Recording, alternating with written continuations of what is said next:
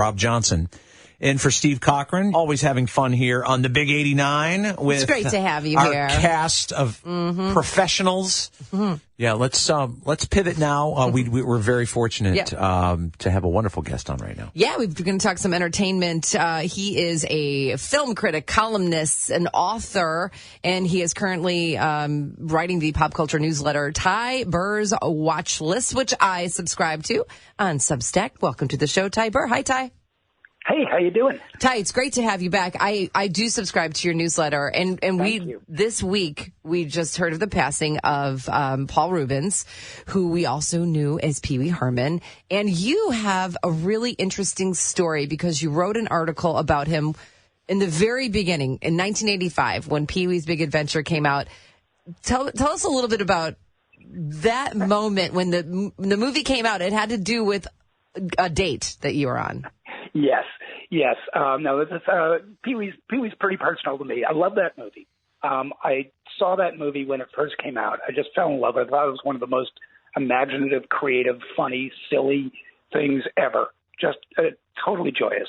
And around the same time, a couple of months later when it came out on videotape, I was dating a woman who I really liked. It was like really, really clicking.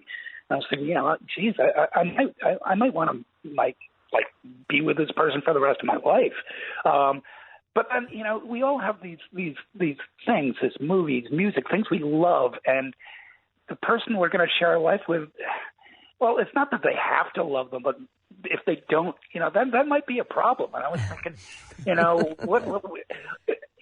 if she doesn't like if she doesn't find, and there were people who just don't find that movie funny at all, that find him funny at all. It's like if she has a problem with this, there might be a problem here. So I invited her over, had a nice candlelit dinner, said, hey, let's watch a movie, and threw out Pee Wee's Big Adventure. And I have to say, she was a lawyer, she was a serious person, and I'm like, by the time we got to, the line where he's talking about Simone, the waitress, and she's debating about whether to go to France, and she says, but he says, Simone, everybody I know has a big butt. Let's talk about your big butt. And I look over at the woman, and she is on the floor laughing hysterically. And at that point, I knew everything was okay. And 35 years and 2 kids later, we're doing just fine. I wasn't expecting the story to end like that. I'm so glad it ended that way. It had a happy ending. Because then I thought you were going to say, if she didn't laugh at that, at least the movie was educational. I mean, who didn't know? There's no basement in the Alamo. There's no basement in the Alamo. That's one of my favorite lines from that movie. I'm interested because Pee Wee, Paul Reubens, obviously, it's not everybody's cup of tea. But as you point out, it was wildly creative. But then a few years later, he has some headlines for doing something in a theater that I think probably in this day and age people would shrug at now, frankly. Right. And it sort of was like, and I'm not saying he got canceled. It was before being canceled, but it was sort of like, oh, Pee Wee did this. Can you believe it? Did he ever really recover from that? Because I think if you think about his body of work, and not just Pee Wee Herman, but a lot of the characters he played, he was very inventive over the years. Extremely. And when that happened, when the movie theater, the porn theater thing happened, it was interesting. I was working at Entertainment Weekly at the time, and I wrote the cover story on that. And the cover story wasn't that it happened, but that people were sympathetic, were feeling like, he did something that was, not particularly seemly, but not particularly uncommon either, and it was a victimless crime. At that point, he was done with the TV show, but I think CBS just canceled, the reruns. And it sent him back, and in a weird way, I think it was almost freeing, because Paul Reubens was a very different person from Pee Wee Herman. He obviously adored that character. But when you saw him in other roles, you just, I think that the sad thing is that that event really kept us from seeing all that he could do. He popped up in a lot of supporting roles, and it was always great to see him when he shows up on 30 Rock as a demented Habsburg prince with a little tiny doll hand. The imagination of this guy was just phenomenal, and I do think that that kept us from seeing the full measure of what else he could do. Pee Wee's in the culture forever. To my mind, he's like now one of those cultural figures that's beyond, Paul Rubens has died. Pee Wee Herman lives on. Right. Like a little tramp. For sure.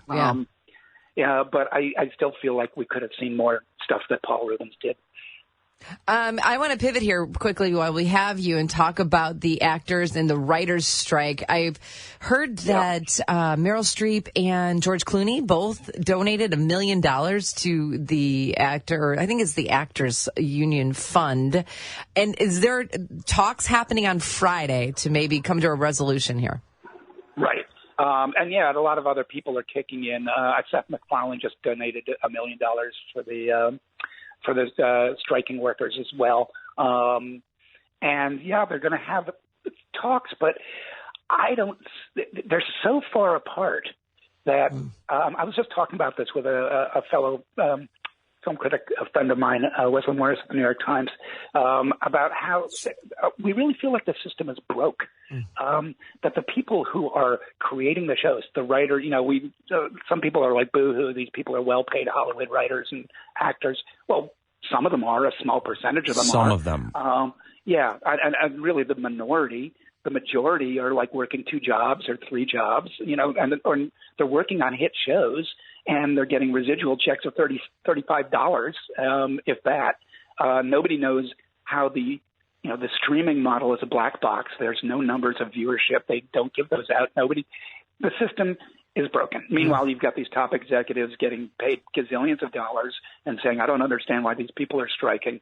Their sides are so far apart, and I'm not even bringing in AI, where they literally have said, oh, if you're an extra, we're going to take a body scan and we'll have use of your likeness in perpetuity.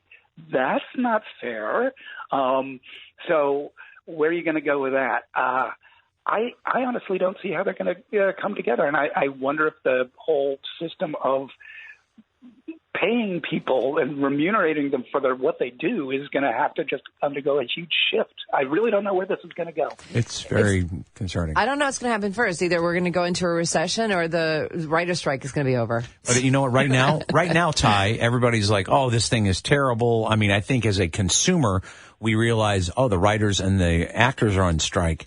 But, it's really going to start showing up in, say, January, February, March, April, when there's no new content on. And I wonder if that will be a game changer. In the meantime, that's a long time to be on strike. And to your point, there's actors at the top of the food chain that make millions. And then there's a lot of actors that struggle to make a living. And then same with the writers. You get on a hit show and you're like, oh, thank God I'm on a hit show. But most of them aren't on hit shows. And so it's not like, oh, these writers are, right. They're loaded. They're not. Right.